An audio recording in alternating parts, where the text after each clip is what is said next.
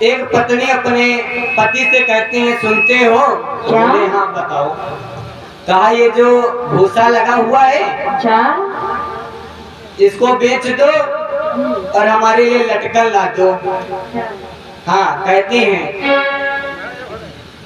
अरे भूसा बिकाए हमें लाए दो लटकन।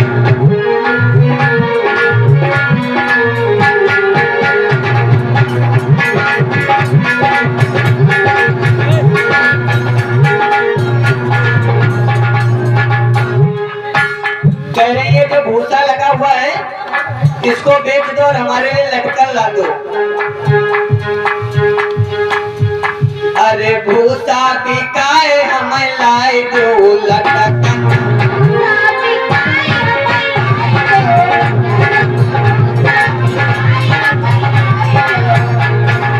अच्छा,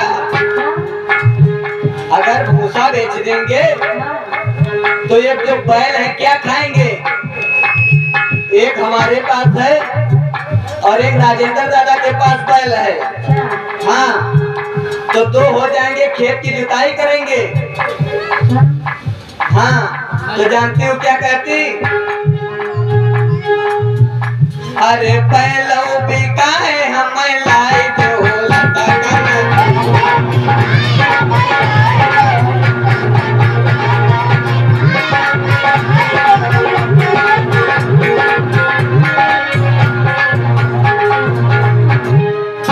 कहने लगे अगर बैल बेच देंगे तो सामने जो मक्का लगा हुआ है ये खेत की जुताई कैसे होगी? तो जानती हो क्या कहती हैं?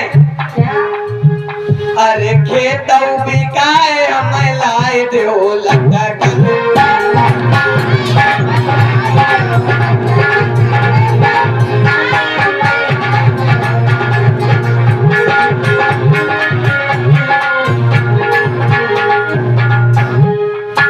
हमें लगता माता जी बहुत शौकीन थी लटकन की। ले भैया, बहुत शौकीन थी। कह रहे खेत भी बेच दो। अगर भैया खेत बेच देंगे तो ये बच्चे जो हैं क्या खाएंगे? हम लोग क्या खाएंगे? तो जानती हो क्या कहते हैं? क्या? अरे बच्चों बिकाए हमें लाए दो लटकन।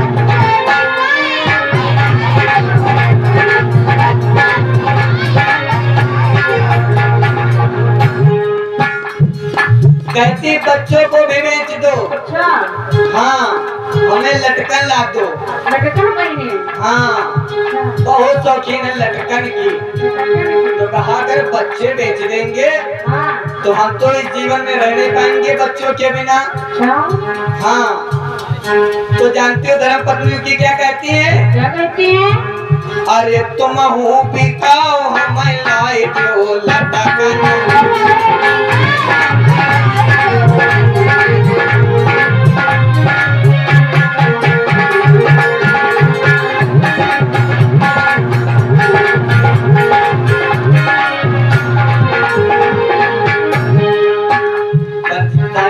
परीक्षित जिसे करें तुम भी इधर हो गए जी बोले तक कर।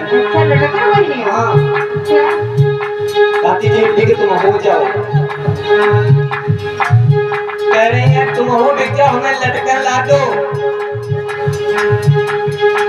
तो आदमी कहने लगा अगर हम बिक जाएंगे तो तुम क्या करोगी? तो जानती हो क्या कहती? अरे हम हो बिकाई हमें लाई दो लटकन।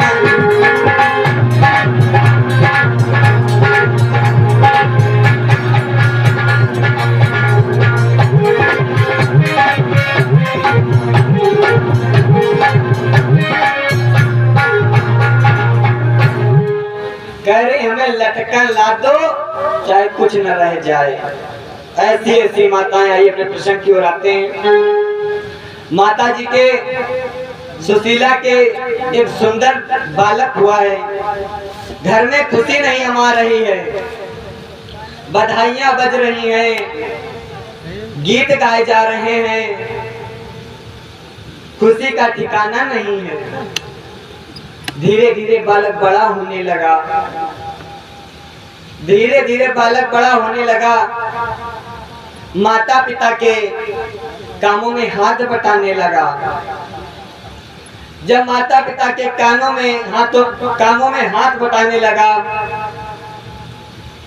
लेकिन भैया विधिना को, प्रभु को उनका सुख मंजूर नहीं था। होता क्या है, जब 5 बरस का लाल हुआ, एक घटना घट गई भारी है।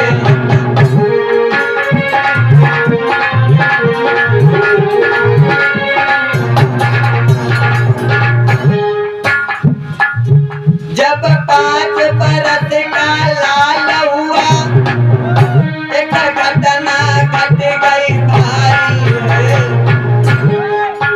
विद्या प्रसाद निषाद के ऊपर आई गई बीमारी है।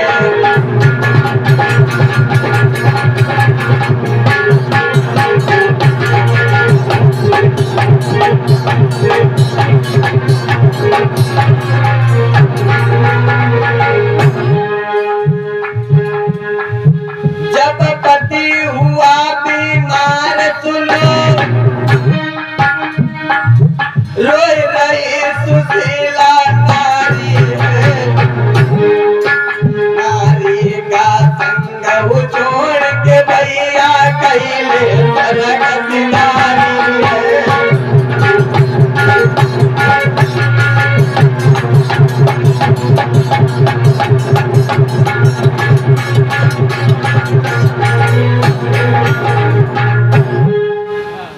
विधिना को मंजूर सुख नहीं था उनका।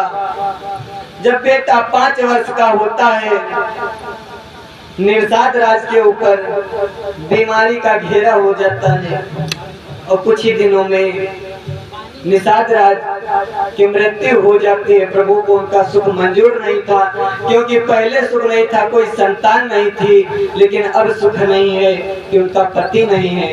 उनके पति का देहांत हो जाता है।